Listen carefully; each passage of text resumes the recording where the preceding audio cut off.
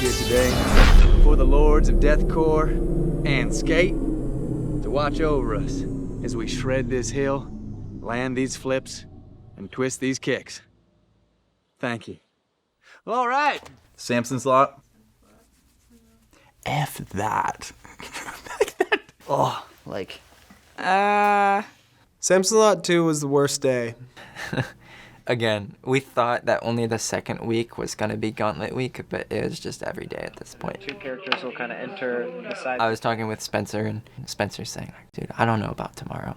No, we've never been to the location, never worked with this actor. It's got the most complicated blocking. And things just haven't been going well in general. Spencer and I went and scouted this one school that was in the area. The night before, we had rescheduled to shoot the scene. So it was like pitch black. We're looking around with like our flashlight phones and trying to take pictures. We had to shot list. We had to have a team meeting and reschedule things as we did every night. They ended up staying up until really early in the morning. I remember waking up just praying and thinking, God, like, I don't know how I'm supposed to get through this day because I feel terrible and it's 7 a.m. We had undoubtedly the worst start to a day that we had ever had. This was worse than going to Samson's Lot and losing the location. This is worse than showing up at the school and not having any extras and rewriting. And it was the worst of them all because the crew was like defeated before we had started. They're just wiped out. This is the third week of production, you know.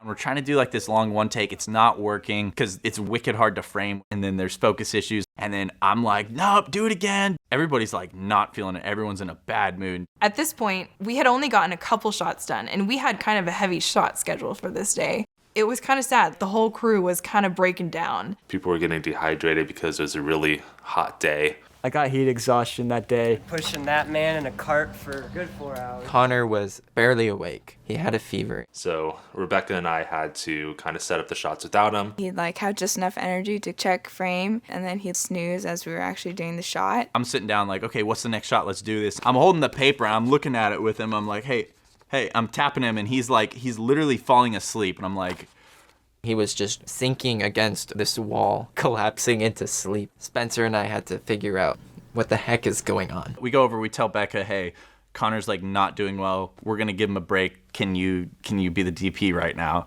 Okay, like if that's what you guys need, then I'll be able to do that. But at the same time, I'm like, man, this is going to be really hard. And then there was also like construction happening like just across the way. So Kelly's starting to get frustrated.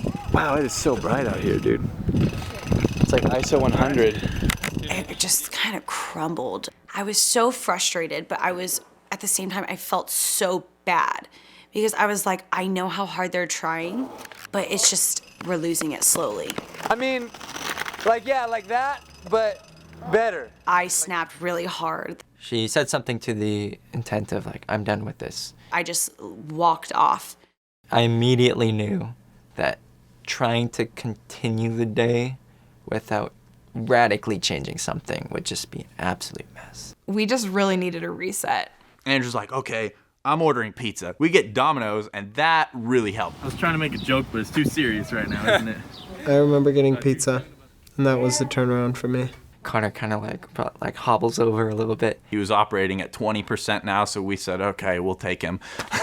And Kelly had this really awesome moment where she apologized, and she said that she just needs to cool down, and I don't want to be the kind of person like I was just a couple minutes ago. I want to work through this. I want to be with you guys. And she just like had a super humble moment that I like respect her so much for. That day, for all of the ups and downs that we had, was personally one of the most important days I've ever had on set.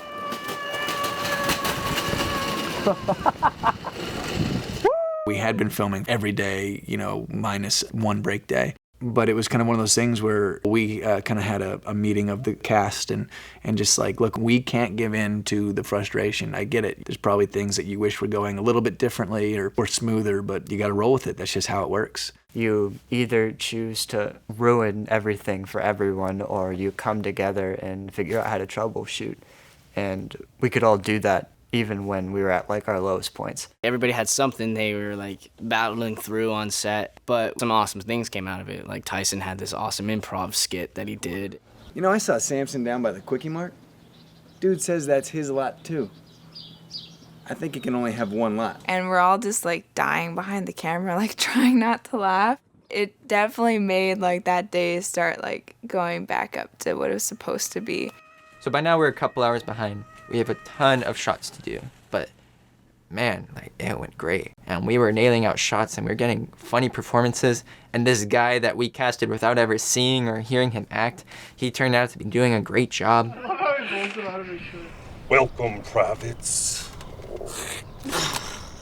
We ended the day getting all the shots we planned for. And it was one of the 2 days, all of production, that we wrapped on time. Everything that could go wrong happened. I mean, JD got his drone stuck in the tree. Did you get it stuck? Rudy had his back all scraped up from the shopping cart. Getting through that day and seeing the footage that we got, you would have never known in a million years that any of that happened. I'm yelling loud so Andrew knows he thinks I'm doing something.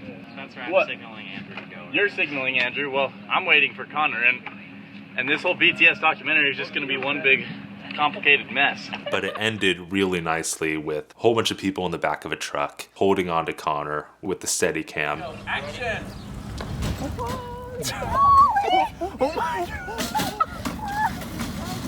Oh my god. Alright, stop, cut. Today was Space Waves' biggest bounce back all production so far. We ended with getting 20-some shots. It looked good. Good performances and stuff. A good bounce back. Turnaround. Yeah. Boom. And we ended up actually going to the Andrews' house and having this beautiful dinner that they'd prepared for us. Just need to savor this moment.